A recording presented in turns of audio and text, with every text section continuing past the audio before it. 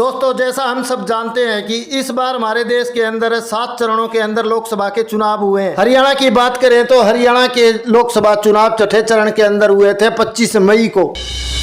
1 जून को आज पंजाब सहित अन्य कुछ राज्यों में, जिन राज्यों के अंदर कुछ सीटों पर चुनाव नहीं हुए थे, उन सीटों के ऊपर आज चुनाव हुए हैं। जब तक पूरे देश के अंदर चुनाव ना हो जाए उससे पहले कोई भी चैनल वाला एग्जिट पोल नहीं दिखा सकता। और आज पूरे देश के अंदर 7वें चरण के चुनाव है वो कंप्लीट हो चुके हैं। तो अब सभी चैनल वाले अपने अपने जो एग्जिट पोल है वो दिखाएंगे। हमने भी हमारा एग्जिट पोल तैयार किया है। आपको बताएंगे कि हरियाणा की 10 लोकसभा सीटों के ऊपर कौन कौन से उम्मीदवार जीतेंगे और 10 लोकसभा सीटों के ऊपर कौन कौन से उम्मीदवार है वो चुनाव हारेंगे। दोस्तों, हम जिन लोगों से मिले हैं, जितना फीडबैक हमने लिया है, उसी आधार पर हमने हमारा एग्जिट पोल तैयार किया है। इन चुनावों के अंदर एक बात और देखने को मिली कि कांग्रेस के जितने भी वोटर थे वो खुलकर सामने आ रहे थे कि हम कांग्रेस को वोट देंगे, परंतु बीजेपी को वोट करने वाले लोग सामने नहीं आ रहे थे। वो कैमरे पर आकर ये नहीं बता रहे थे कि हम बीजेपी को वोट देंगे। कैमरा ऑफ होने के बाद तो वो कह रहे थे कि हम बीजेपी को वोट देंगे, परंतु कैमरे के ऊपर ये कहने से डर रहे थे कि हम बीजेपी को वोट देंगे। क्योंकि आप सब जानते हो कि हरियाणा के अंदर बीजेपी पार्टी का कई गांवों के अंदर बहुत ज्यादा विरोध हुआ था। इसी विरोध के चलते कुछ लोग है वो खुलकर सामने नहीं आए और उन्हीं साइलेंट वोटरों के आधार पर हमने हमारा एग्जिट पोल है वो तैयार किया है। तो वीडियो को ज्यादा लंबी न करते हुए हम हमारा एग्जिट पोल है वो शुरू करते हैं। सबसे पहले तो मैं आपको हरियाणा की 10 लोकसभा सीटों के नाम बता देता हूँ। Number 1 Ambala, number 2 Karnal, number 3 Sonipat, number 4 Rohtak, number 5 Sirsa, number 6 Kurukshetra, number 7 Faridabad, number 8 Gurgaon, number 9 Bhiwani Mahendragarh, number 10 Hisar Lok Sabha क्षेत्र। हरियाणा के अंदर ये 10 लोकसभा क्षेत्र है। तो सबसे पहले हम बात करते हैं सिरसा लोकसभा क्षेत्र की। सिरसा से बीजेपी ने डॉक्टर अशोक तंवर को टिकट दिया था और कांग्रेस ने कुमारी शैलजा को।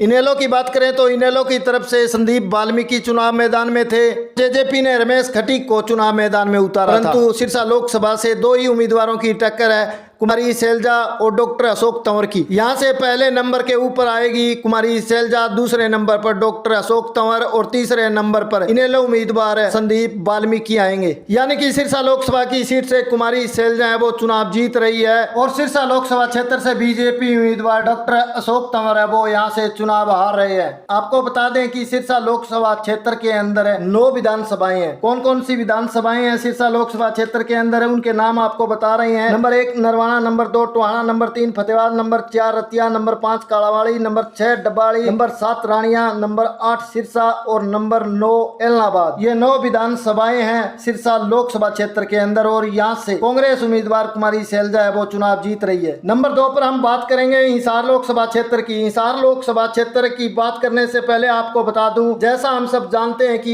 एक लोकसभा क्षेत्र के अंदर 9 विधानसभा क्षेत्र आते हैं। तो हिसार लोकसभा क्षेत्र के अंदर कौन कौन से 9 विधानसभा क्षेत्र है उनके नाम आपको बता दूं। Number 1 Uchana Kalan, number 2 Adampur, number 3 Uklana, number 4 Narnaund, number 5 Hansi, number 6 Barwala, number 7 Hisar, number 8 Nalwa, number 9 Bawani Khera. यानी कि हिसार लोकसभा क्षेत्र के अंदर ये 9 विधानसभा क्षेत्र आते हैं। अब बात करते हैं उम्मीदवारों की। तो यहाँ से बीजेपी ने चौधरी रणजीत सिंह चौटाला को टिकट दिया था और कांग्रेस ने जयप्रकाश उर्फ जेपी को मैदान में उतारा था। INLD की बात करें तो यहाँ से श्रीमती सुनैना चौटाला ने चुनाव लड़ा। और अब बात करते हैं जेजेपी की। जेजेपी ने यहाँ से नैना चौटाला को चुनाव मैदान में उतारा था। इन चारों उम्मीदवारों में से यहाँ पर हिसार लोकसभा क्षेत्र के अंदर जयप्रकाश उर्फ जेपी और रणजीत सिंह चौटाला की टक्कर है और टक्कर भी इतनी ज्यादा है कि यहाँ से हार जीत का अनुमान लगाना बहुत ही मुश्किल है। और ये हार जीत जो होगी यहाँ पर हजारों के अंदर होगी, ये नहीं है कि यहाँ से कोई उम्मीदवार लाखों से जीत जाए। मेरे सर्वे के अनुसार यहाँ से रणजीत चौटाला बीजेपी उम्मीदवार है वो चुनाव जीत जाएंगे और कांग्रेस उम्मीदवार जयप्रकाश उर्फ जेपी कुछ वोटों से यहाँ से चुनाव हारते हुए दिखाई दे रहे हैं। तो अब बात करते हैं भिवानी महेंद्रगढ़ लोकसभा की। तो भिवानी महेंद्रगढ़ लोकसभा क्षेत्र के अंदर जो विधानसभा क्षेत्र आते हैं उनके आपको नाम बता दूं। Number 1 Loharu, number 2 Badhra, number 3 Dadri, number 4 Bhiwani, number 5 Tosham, number 6 Ateli, number 7 Mahendragarh, number 8 Narnaul और नंबर 9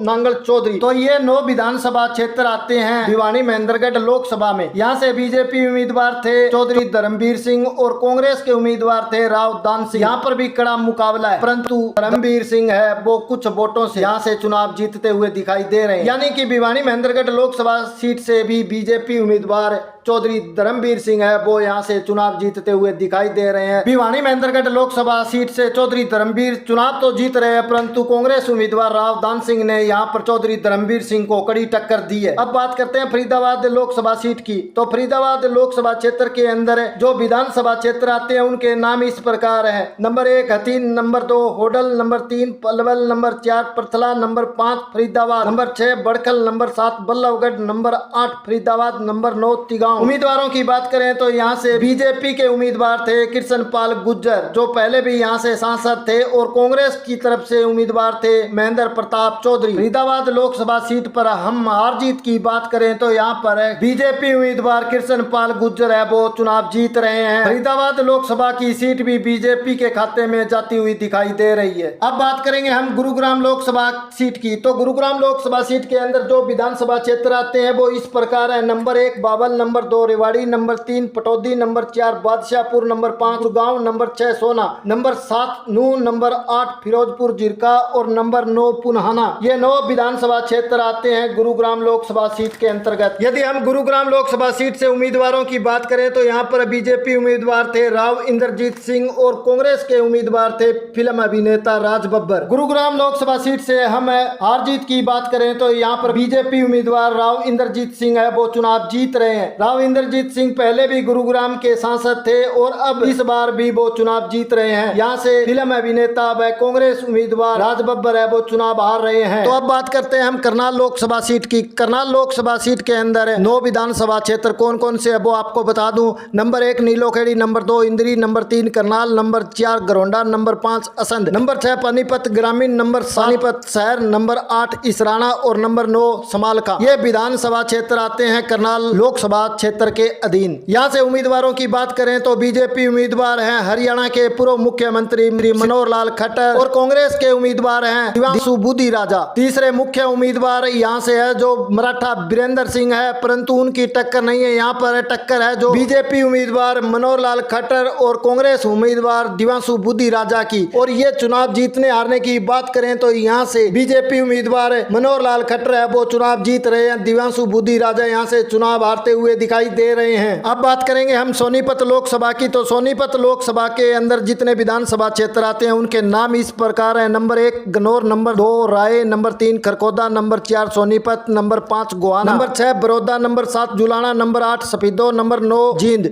ये 9 विधानसभा क्षेत्र आते हैं सोनीपत लोकसभा क्षेत्र के अधीन। यहाँ से हमें उम्मीदवारों की बात करें तो बीजेपी ने यहाँ से मोहनलाल बड़ोली को चुनाव मैदान में उतारा है, वहीं कांग्रेस ने सतपाल ब्रह्मचारी को टिकट दे रखा है। हारने जीतने की बात करें तो यहाँ पर बीजेपी उम्मीदवार हैं जो मोहनलाल बड़ोली वो यहाँ से चुनाव हारते हुए दिखाई दे रहे हैं और कांग्रेस उम्मीदवार सतपाल ब्रह्मचारी यहाँ से चुनाव जीतते हुए दिखाई दे रहे हैं। यानी सोनीपत लोकसभा की सीट भी कांग्रेस के खाते में जाती हुई दिखाई दे रही है। यहाँ पर सतपाल ब्रह्मचारी है वो मोहनलाल बड़ोली को चुनाव हरा कर जीतते हुए दिखाई दे रहे हैं। अब बात करते हैं हम रोहतक लोकसभा क्षेत्र की। तो रोहतक लोकसभा क्षेत्र के अंदर जितने विधानसभा क्षेत्र आते हैं उनके नाम इस प्रकार है। Number 1 Meham, number 2 Garhi Sampla Kiloi, number 3 Rohtak, number 4 Kalanaur, number 5 Bahadurgarh, number 6 Badli, number 7 Jhajjar, number 8 Beri, number 9 Kosli. ये 9 विधानसभा क्षेत्र आते हैं रोहतक लोकसभा के अंदर। यहाँ से हम उम्मीदवारों की बात करें तो बीजेपी के उम्मीदवार है डॉक्टर अरविंद शर्मा और कांग्रेस के उम्मीदवार है दीपेंद्र हुड्डा। रोहतक लोकसभा की सीट से हम हार जीत की बात करें तो यहाँ से दीपेंद्र हुड्डा है वो चुनाव जीतते हुए दिखाई दे रहे हैं। रोहतक लोकसभा की सीट से बीजेपी उम्मीदवार डॉक्टर अरविंद शर्मा इस बार हार रहे हैं। पिछली बार उन्होंने दीपेंद्र हुड्डा को चुनाव हरा कर ये चुनाव जीता था, इस बार अरविंद शर्मा चुनाव हार रहे हैं और रोहतक लोकसभा की सीट से इस बार दीपेंद्र हुड्डा ये चुनाव जीत रहे हैं। यानी कि कांग्रेस है वो रोहतक से ये चुनाव जीतती हुई दिखाई दे रही है। अब बात करते हैं हम अंबाला लोकसभा सीट की। तो अंबाला लोकसभा सीट के अंदर जितने विधानसभा क्षेत्र आते हैं वो इस प्रकार है। नंबर 1 कालका, number 2 Panchkula, number 3 Naraingarh, number 4 Ambala Chhawani, number 5 Ambala Shahar, number 6 Mullana, number 7 Sadhaura, number 8 Jagadhri, number 9 Yamunanagar. ये 9 विधानसभा क्षेत्र आते हैं अंबाला लोकसभा सीट के अंदर। यहाँ पर उम्मीदवारों की बात करें तो यहाँ से बीजेपी ने बंतो कटारिया को टिकट दिया था और कांग्रेस की बात करें तो यहाँ पर वरुण चौधरी को चुनाव मैदान में उतारा था। हार जीत की बात करें तो यहाँ पर बंतो कटारिया है बीजेपी उम्मीदवार वो चुनाव जीती हुई दिखाई दे रही है। यानी कि कांग्रेस उम्मीदवार वरुण मुलाना यहाँ से चुनाव हारते हुए दिखाई दे रही है। अंबाला लोकसभा की ये सीट भी जो बीजेपी के खाते में जाती हुई दिखाई दे रही है। अब बात करते हैं कुरुक्षेत्र लोकसभा की। तो कुरुक्षेत्र कुरुक्षेत्र लोकसभा के अंदर जितने विधानसभा क्षेत्र आते हैं वो इस प्रकार है। Number 1 Radaur, number 2 Ladwa, number 3 Shahabad, number 4 Thanesar, number 5 Pehowa, number 6 Guhla, number 7 Kalayat, number 8 Kaithal, number 9 Pundri. ये 9 विधानसभा क्षेत्र आते हैं कुरुक्षेत्र लोकसभा की सीट से।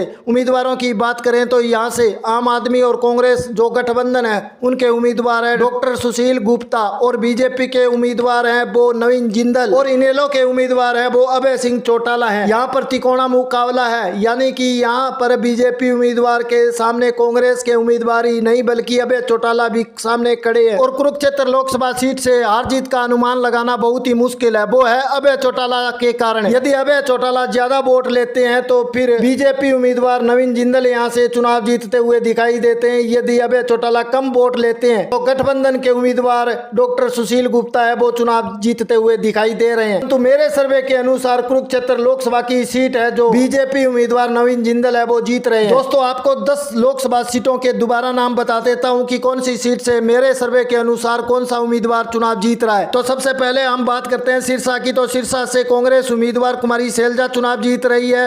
हिसार लोकसभा की बात करें तो हिसार से बीजेपी उम्मीदवार रणजीत सिंह चौटाला चुनाव जीत रहे हैं। भिवानी महेंद्रगढ़ लोकसभा की बात करें तो यहाँ से बीजेपी उम्मीदवार चौधरी धर्मवीर सिंह है वो चुनाव जीत रहे हैं। फरीदाबाद लोकसभा की बात करें तो फरीदाबाद से भी बीजेपी उम्मीदवार कृष्णपाल गुज्जर है वो चुनाव जीत रहे हैं। गुरुग्राम लोकसभा की बात करें तो गुरुग्राम लोकसभा सीट से भी बीजेपी उम्मीदवार राव इंद्रजीत सिंह है वो चुनाव जीत रहे हैं। करनाल की बात करें तो करनाल से भी बीजेपी उम्मीदवार श्री मनोहर लाल खट्टर है वो चुनाव जीत रहे हैं। सोनीपत लोकसभा सीट की बात करें तो सोनीपत लोकसभा सीट से कांग्रेस उम्मीदवार सतपाल ब्रह्मचारी चुनाव जीत रहे हैं। रोहतक लोकसभा सीट की बात करें तो रोहतक से कांग्रेस उम्मीदवार दीपेंद्र हुड्डा चुनाव जीत रहे हैं। अंबाला की बात करें तो अंबाला से बीजेपी उम्मीदवार बंतो कटारिया चुनाव जीत रही है। और कुरुक्षेत्र लोकसभा की बात करें तो नवीन जिंदल यहाँ से चुनाव जीत रहे हैं। ये 10 लोकसभा सीटों का अनुमान और सर्वे था जो मेरा खुद का किया हुआ है। एक बात और बता दूं दोस्तों कि इनेलो और जेजेपी पार्टी इन लोकसभा चुनाव के अंदर एक भी सीट नहीं जीत रही, यानी इनेलो और जेजेपी इन लोकसभा चुनाव के अंदर अपना खाता भी नहीं खोल रही। एक बात और है दोस्तों, इनेलो पार्टी जेजेपी पार्टी से ज्यादा वोट इन लोकसभा चुनाव में ले जाएगी। ये बात तो है कि अभय चौटाला की पार्टी दुष्यंत चौटाला की पार्टी से इन लोकसभा चुनाव के अंदर ज्यादा वोट हासिल कर लेगी। दूसरी बात यह है दोस्तों, आपको जो मैंने मेरा अनुमान और सर्वे बताया इसके अंदर कांग्रेस को 3 सीटें और बीजेपी को 7 सीटें जीतते हुए दिखाया गया है। परंतु ये सर्वे जो मेरा है ये चुनाव होने के बाद का, चुनाव होने से पहले मेरा तो सर्वे और अनुमान था वो अलग था। इस सर्वे के अंदर मैंने कांग्रेस की 3 सीटें दिखाई है, सोनीपत, रोहतक और सिरसा। और चुनाव होने से पहले मैं 5 सीटें दिखा रहा था। वो 5 सीटें कौन सी थी वो बता दूं मैं आपको। 3 तो यही है,